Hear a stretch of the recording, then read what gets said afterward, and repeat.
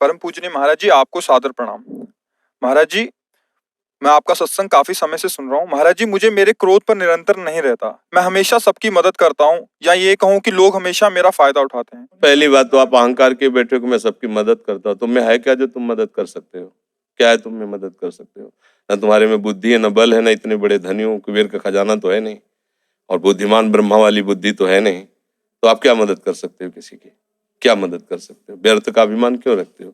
भगवान कृपा करके यदि किसी को एक लोटा पानी तुमसे पिलवा रहे हैं तो इस बात को ऐसे क्यों नहीं देखते हो कि भगवान कृपा करके इन रूपों में मेरी सेवा स्वीकार कर रहे हैं, मैं मदद। इसीलिए तो तुम्हें क्रोध आ रहा है, क्योंकि कामा संजायते क्रोधा, क्रोधा स्मृति विभ्रमा, स्मृति भ्रंशात बुद्धिनाशो, बुद्धिनाशात प्रणश्यति। तुम ये कामना किए बैठे हो कि मैं दूसरों की सेवा करता हूं और दूसरे मेरी बात नहीं मानते, मेरी ये सेवा नहीं हुई। तुम उनसे सम्मान चाहते हो। हमने तुमको पानी पिलाया, तुम्हें प्रणाम करो, हमारी बात मानो, हमारे अनुकूल चलो, इसे सेवा थोड़ी कहते हैं। सेवा कहते हैं नेकी कर दरिया में डाल। सेवा कर दी, अब तुम गाली भी दोगे तो हमें स्वीकार है। तुमने जल पी लिया, आनंद से तुम मस्त रहो, हमें गाली दोगे कोई परेशानी नहीं। इसे कहते सेवा। सेवा करके सामने वाले को झुकाने की बात आना, उसे सेवा नहीं कहते। पहली बात, गलत हो आप, तभी आपके अंदर क्रोध आता है। यदि आप गलत नहीं होगे तो आपके अंदर क्रोध नहीं आएगा। कामा संजायते क्रोधा, कामना है तभी क्रोध का प्रादुर्भाव होता है। क्या कामना है? कि हमने तुम्हारा सहयोग किया, हमने तुम्हारा हित किया और तुम हमारा बुरा करते हो तो क्रोध आ जाएगा। अगर तुम हित कर रहे हो तो तुम्हारा बुरा कौन कर सकता है त्रिभुवन में?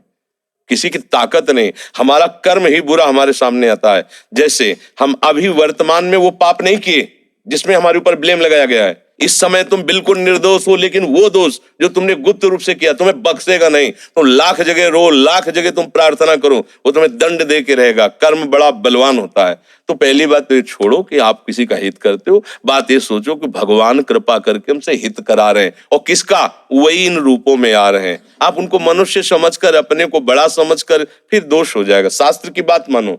भगवान कह रहे हैं मैत्रः करुण एव च, लेकिन निर्ममो निरहंकारा।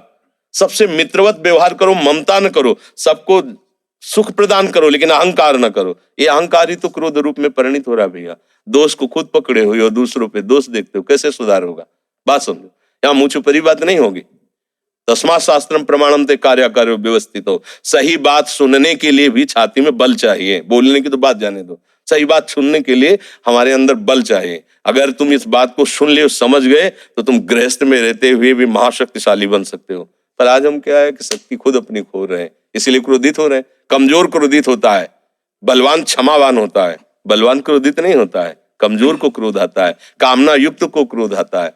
हम दूसरे का हित कर रहे हैं, ये अहंकार है। हम एक यंत्र हैं, भगवान यंत्री हैं, वो जैसा हमसे करवा रहे वैसा हो रहा है। हमें ये भावना रखनी है, हम करने लायक हैं। एक श्वास भी नहीं ले सकते इस तरह में, ऐसे भी नहीं कर सकते। अगर वहां से ऑफ हो जाए तो तुम एक श्वास नहीं ले सकते, फिर क्या होगा?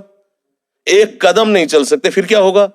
तो बात समझिए, आपसे जो करवाया जा रहा है वो प्रभु श्री हरि कर रहे हैं। इसी भाव से जब हम चलेंगे तो हमारे कभी गुस्सा नहीं आएगा, कभी गुस्सा नहीं आएगा। आप समझ पा रहे हैं?